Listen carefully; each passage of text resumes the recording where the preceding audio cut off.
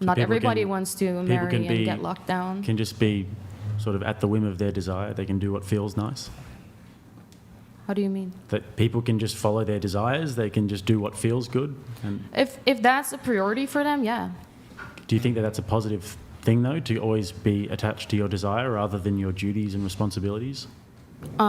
If it's not me, but I think for a lot of people, if that's what they want to do and that's what makes them happy and they're not hurting anyone else, it's great. Well, what if you are hurting other people? What if the society as a whole, like the bigger picture that I just painted, is affected by all of this? Not all women decadence. want to be breeding machines and get married, you know. What do you mean by a breeding machine? Like they don't want to reproduce. What makes them a breeding machine if they reproduce? It's the primary function of a woman. Yeah, well, you don't have to.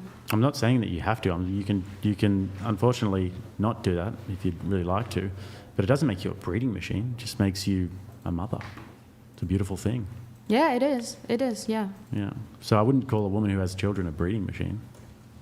No, it's fair. Yeah, maybe I worded it differently. Yeah, but I think it's kind of a subconscious thing that comes out sometimes, because this is the messaging that young women are fed these days, is that if you actually view motherhood and being a wife and having a family as something that's aspirational in itself, then you're subjecting yourself to a lower form of purpose. But I don't see that at all. If you have children, and if you're a woman who has children, 3, 4, 5 children, and you send them out into the world and they're good people, it's like the ultimate responsibility. It's difficult to raise good kids, you know? And what if you don't want to have kids then? Like, how is that in your perspective? I'd say that it's a selfish thing to do. I think that we have duties as people. One of those duties is to replace our lineage. It's a selfish, materialistic thing to do. Do you really think that it's bad if you don't want to reproduce? 100%. Yeah, you have duties. It's not all about what feels nice in life.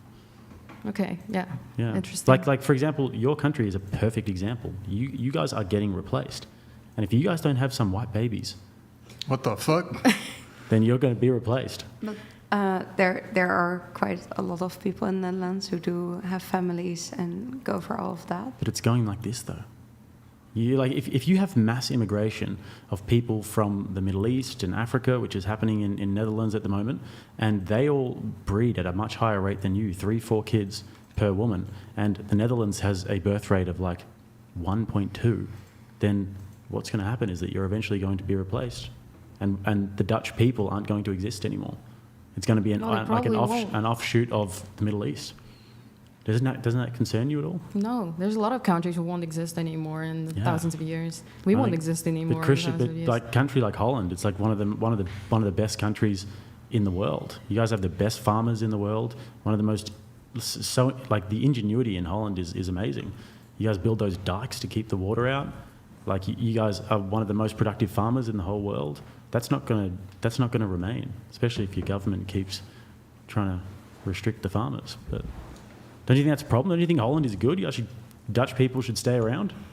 Yeah, Dutch people are awesome. I think, from my perspective, being around Dutch people are awesome. But still, I stand by what I just said, that I think that lots of different people with different views are still needed. And if that eventually leads to one country dying out, I mean, it's going to happen eventually anyway. But then again, I'm a nihilist, so. Yeah, I can tell. Yeah. You're going to go out. Okay. You're going to go out with a whimper. Nihilist. Yeah. I mean, maybe. So you don't want to have kids then? Is that? Sorry? You don't want to have kids? Right now, absolutely not. Sure. I mean, eventually, maybe. Yeah. I don't know. So it's not something I think about. But let's say so. But eventually. Hail and well met. Okay. Lol Paladins donated $200.02. Thank you, man. Appreciate it. And there it is. You think the Nazis lost? Nope. He or she's right in the studio. A woman who would be happy if humans stopped existing. Should we just go march into the gas chambers to speed it up? Thank you, Law Paladins. Damn, that's extreme. Your response? My response, I love Paladins, but also that's very extreme. Like, that's not at all what I meant to say, and if it comes across like that, that's really bad. He's being facetious, but he's making a good point, which is that... Old Man Marine donated $100. Is addiction or gluttony needed? Should we not try to civilize ourselves? We are devolving into animalistic desires because we harp on our rights and not duty. Hey, Old Man Marine, thank you, man. Really appreciate it. Yeah, so Lol Paladins was actually making a good point, which was just to say that why don't we just march ourselves into the gas chambers already? What's the point? I mean, you did say that you're a nihilist, but yeah, it's probably in accordance with your way of thinking. Why don't we just die? But as I'd like to actually have that answered. Why don't we just die? Because we don't. I mean, it's a bit common sense. That's not what I was trying to say, right? Yeah, we but all like- make the best of it. And some people want to have families and they want to have 10 kids, fine. Some people don't. They just want to sleep with everyone, which is also fine. I think we should respect both parties. And if eventually that leads to problems in a country, like we deal with it then. Humans have always adjusted to any situation. That's how we sit here right now. But It's do we have to respect them? respect who? What, Jake, maybe you know this term, something about tolerance. If you tolerate everything, If you tolerate everything, you stand for nothing.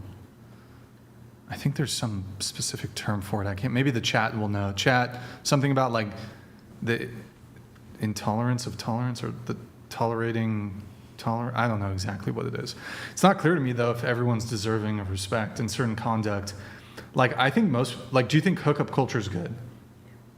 Do I think hookup culture is good? Yes. A hookup culture as in people just sleeping around? Yeah, so essentially promiscuity. Is it good? Is it good? I mean, for the teenagers, I guess. Well, I don't even know if it's good for the teenagers.